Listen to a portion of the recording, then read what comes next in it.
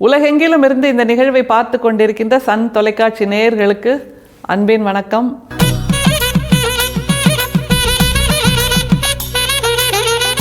வள்ளல் பெருமான் அவருடைய உரைநடையோடு இன்றைக்கு நம் பயணம். வள்ளல் பெருமான் வாழ்ந்திருந்த காலம்னு இருக்குல்ல, 200 வருஷத்துக்கு முன்னாடி, அது வேறுபாடுகளின் காலம் அப்படிங்கிறத நம்மால் புரிஞ்சு கொள்ள முடிகிறது. என்ன வேறுபாடு? சாதி வேறுபாடு, சமய வேறுபாடு, மத வேறுபாடு, ஏற்றத்தாழ்வு வேறுபாடு, ஏழை பணக்காரர் வேறுபாடு, படித்தவர் படிக்காதவர் வேறுபாடு, இப்படியாக பல வேறுபாடுகளின் காலம். நீ வேறு நான் வேறு, இது ஒன்றுதான் சமூகத்தின் குரலாக இருந்தது. அப்படி இருந்த குரலை நம்முடைய வள்ளல் பெருமான் எப்படி மாற்றினார் தெரியுமா? நீ வேறு நான் வேறு என்பதை நீ என்னுடைய வேர், நான் உன்னுடைய வேர் என்பதாக மாற்றினார். அந்த வேருக்கு அவர் என்ன நீர் ஊற்றினார் என்றால் அன்பு என்கின்ற நீரை ஊற்றினார். அதுதான் ரொம்ப ஆச்சரியம். ஏனென்றால் அவர் முற்றும் உணர்ந்த ஞானியாக இருந்ததனால் அன்பு ஒன்றுதான் சமூகம் தழைப்பதற்கான ஆணிவேர், அன்பு ஒன்றுதான் சமூகம் தழைப்பதற்கான மாமழை என்பதை அவர் புரிந்து அதை மட்டுமே மக்களுக்கு கொடுத்தார். அதை மட்டுமே மக்களும் ஒருவருக்கொருவர் கொடுக்க வேண்டும் என்று சொல்லி கொடுத்தார். இன்றைக்கி நம்ம பார்க்க போகிற பத்தி ரொம்ப ஆச்சரியமான பத்தி. ஏன்னா அவருடைய தமிழ் மொழியின் ஆழம், அகலம், உயரம் இது எல்லாவற்றையும் சொல்லுகின்ற ஒரு பத்தி. எப்படி அவருக்கு இவ்வளோ வார்த்தைகள் கிடைச்சிது? தன்னுடைய சிந்தனைகளை சொல்வதற்கு புதியதான இந்த உரைநடை வார்த்தைகள் எப்படி கிடைச்சிது அப்படிங்கிற அந்த வியப்பை நமக்கு திரும்ப திரும்ப கொடுக்கிற ஒரு பத்தியாக இது இருக்கிறது. அதை தவிர அவர் சொல்லுகின்றார், மனமாச்சரியங்கள், சாதி சமய வேறுபாடுகள் மட்டும்தான் கருணையை எல்லோருக்கும் கொடுப்பதற்கு தடை கற்களாக இருக்கின்றன என்று அதன் மூலம் சொல்லித் தருகிறார். நின்று நிதானமாக யோசிச்சா நிச்சயமாக அது சரி என்கின்ற அந்த புரிதல் நமக்கு வரும். பத்திய பாருங்களேன். சாதி ஆசாரம், குலாசாரம், ஆசிரம ஆசாரம், லோகாசாரம், தேசாசாரம், கிரியாசாரம், சமயாசாரம், மதாசாரம், மரபாசாரம், கலாசாரம், சாதனாசாரம், அந்தாசாரம், சாஸ்திராசாரம் முதலிய ஆசாரங்கள் ஆதலால் மேற்குறித்த ஆசாரங்கள் ஒழிந்து சுத்த சன்மார்க்க சத்திய ஞான ஆசாரத்தை வழங்கி பொது நோக்கம் வந்தால் ஒழிய தயவு விருத்தியாகாது. மேற்படி காருண்யம் விருத்தியாகி கடவுள் அருளை பெற்று ஆனந்த சித்தி முத்திகளை பெறக்கூடுமே அல்லது இல்லாவிடில் கூடாது. சத்திய ஞான விண்ணப்பம் அப்படிங்கிற அவருடைய உரைநடை பத்தியில 13 ஆசாரங்களை சொல்றார். இதுவரைக்கும் கவிதை தமிழாக இருந்ததில் உரைநடை தமிழை உருவாக்கியவர் நம்முடைய வள்ளல் பெருமானா. இந்த சிந்தனைகளை சொல்லுவதற்கான வார்த்தைகளையும் அவர் உருவாக்கியிருக்கார் முதலாக அப்படின்னு நிச்சயமா சொல்லலாம். 13 வகையான மன வேறுபாடுகள், சமூகத்தில் இருந்த அந்த ஏற்றத்தாழ்வுகள் எல்லாத்தையும் லிஸ்ட் அவுட் பண்ணுறார் பாருங்க.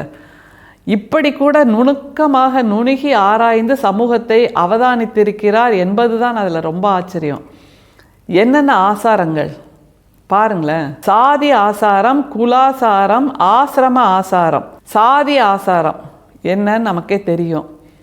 நீ உயர்ந்த ஜாதி, நான் தாழ்ந்த ஜாதி அப்படிங்கிற ஒரு நிலைப்பாடு, உயர்ந்த ஜாதி நீ தாழ்ந்த ஜாதி அப்படிங்கிற ஒரு நிலைப்பாடு, இது எல்லாமே கடவுளை அடைவதற்கு தடை கற்களாக இருக்கின்றன என்று நம்முடைய வள்ளல் பெருமான் சொல்கிறார். அந்த சாதி ஆசாரங்களை பிடித்து கொண்டுதான் 4 வர்ணம் என்கின்ற நிலைப்பாட்டில் சமூகம் அன்றைக்கு நின்றது.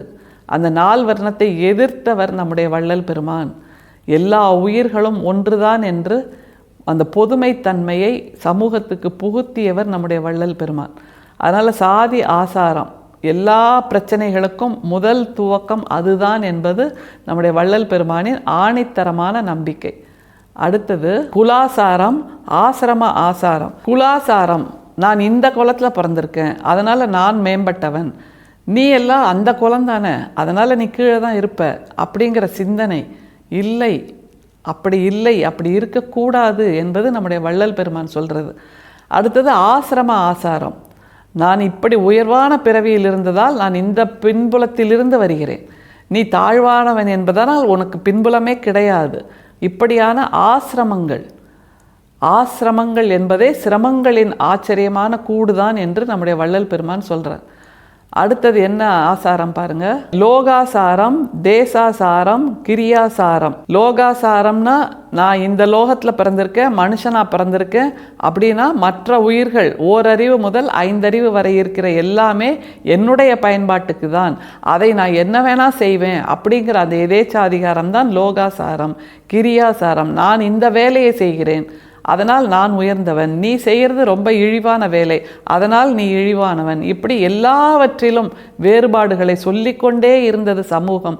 அதை கூர்ந்து கவனித்திருக்கிறார் நம்முடைய வள்ளல் பெருமான். அந்த வேறுபாடுகளுக்கான வார்த்தைகளையும் நமக்கு கொடுக்கிறார். அடுத்தது என்ன பாருங்க, சமயாசாரம், மதாசாரம், மரபாசாரம். சமயாசாரம், இந்த சமயம்தான் உயர்ந்தது, என்னுடைய சமயம்தான் உயர்ந்தது, உன்னுடைய சமயம் சமயமே இல்லை, இப்படியான வேறுபாடுகள். மரபாசாரம், எத்தனை எத்தனை வியப்பாக இருக்கிறது, வேதனையாகவும் இருக்கிறது என்று நிச்சயமாக சொல்லலாம். 20 நூற்றாண்டுகளுக்கு பின்பும் கூட மனிதர்கள் இந்த ஆசாரங்களை எல்லாம் தவிர்த்து விட்டு மனித ஆசாரம் என்கின்ற அந்த நிலைக்கு உயரவே இல்லை. அப்படி நம்மை கீழே இழுத்து கொண்டே இருப்பது எது என்றால் இப்படியான பிரிவினைகளை உருவாக்கக்கூடிய ஆசாரங்கள் தான் என்று வள்ளல் பெருமான் இந்த பத்தியில உரக்க சொல்லுகிறார். தொடர்ந்து பயணிப்போம் பாருங்க. கலாச்சாரம், சாதனாசாரம், அந்தாசாரம், சாஸ்திராசாரம் முதலிய ஆசாரங்கள், இவை எல்லாமே ஆசாரங்கள். இவை இருப்பதனால்தான் மனிதர்களுக்கு ஜீவகாருண்யம் என்பது இயலாமல் போகிறது, மற்ற உயிர்கள் மீது அன்பு செலுத்துவது இயலாமல் போகிறது. ஏன்னா நம்ம என்ன செய்வோம், அவர் நம்மாளா பார்த்து சொல்லு அப்படின்னு நம்மாள்னு தெரிஞ்ச உடனே கொஞ்சம் கூடுதலாக அவர்கள் மீது அன்பு செலுத்துவது, அப்படி இல்லை என்றால் நம்ம விலகி போகிறது, அவர்களுக்கு துன்பம் செய்வது, இப்படியெல்லாம் செய்துட்ருக்கோம்ல. இதுதான் ஆசாரங்கள் என்று வள்ளல் பெருமான் சொல்கிறார். பக்கத்தில் இருப்பவரும் மனிதர், நாமும் மனிதர்கள் தான். அந்த ஒற்றை தன்மை தான் நம்மை இணைக்க வேண்டுமே தவிர சாதியால், மதத்தால், மரபால், நம்முடைய பழக்க வழக்கத்தால் இப்படியெல்லாம் இணைக்கப்படுவது என்பது உயர்வான ஆசாரங்கள் இல்லை என்று நமக்கு வள்ளல் பெருமான் சொல்லி தருகிறார். அப்போ எப்படி இருக்கணுமா அதையும் சொல்றார் பாருங்க. மேற்குறித்த ஆசாரங்கள் ஒழிந்து சுத்த சன்மார்க்க சத்திய ஞான ஆசாரத்தை வழங்கி பொது நோக்கம் வந்தால் ஒழிய தயவு விருத்தியாகாது. சத்திய ஞான ஆசாரம் என்பது மட்டும்தான், சத்திய ஞான சன்மார்க்கம் என்பது மட்டும்தான் சாதி மத வேறுபாடுகள் கடந்தது. அங்கே உயிர் என்பதற்கு அடையாளம் உயிர் மீது அன்பு செலுத்துவது மட்டும்தான். அதைத்தான் அந்த ஞான சன்மார்க்கம் வந்தால் ஒழிய பிரிவினைகள் ஒழியாது என்று நம்முடைய வள்ளல் பெருமான் தெளிவாக சொல்லுகிறார். அதனால்தான் சன்மார்க்க கொடியை உயர்த்தி பிடியுங்கள் என்று அவர் நமக்கு சொல்லி தருகிறார். எப்படி நிறைவு செய்கிறார் பாருங்க. மேற்படி காருண்யம் விருத்தியாகி கடவுள் அருளை பெற்று ஆனந்த சித்தி முத்திகளை பெற கூடுமே அல்லது இல்லாவிடில் கூடாது. தயவை விருத்தி செய்வதற்கு தடையாயிருப்பன சாதியும் சமயமும் மதமும் என்பதில் தெளிவாக இருப்பதனால்தான் நம்முடைய வள்ளல் பெருமான் அதை கடந்து வாருங்கள், சன்மார்க்கத்தில் வந்து இணையுங்கள். சன்மார்க்கம் என்பது எல்லா மனிதர்களுக்குமான சம தளம், சம இடம், சம நிலம், சம காருண்யம், சம சிந்தனை என்று நமக்கு சொல்லி தருகிறார் என்றால் அந்த சமத்தை பற்றி கொள்வது நமக்கு கடினமா என்ன? எல்லோரும் சமமாக இருப்போம், எல்லோரும் சமமாக அன்பு செய்வோம். அது ஒன்றுதான் இறையை நமக்குள் உணர்வதற்கான வழி என்று நமக்கு ஜீவகாருண்யத்தை கொடுத்திருக்கிறார் வள்ளல் பெருமான். அருட்பெரும் சோதி, அருட்பெரும் சோதி, தனிப்பெரும் கருணை, அருட்பெரும் சோதி. மீண்டும் சந்திப்போம். நன்றி, வணக்கம்.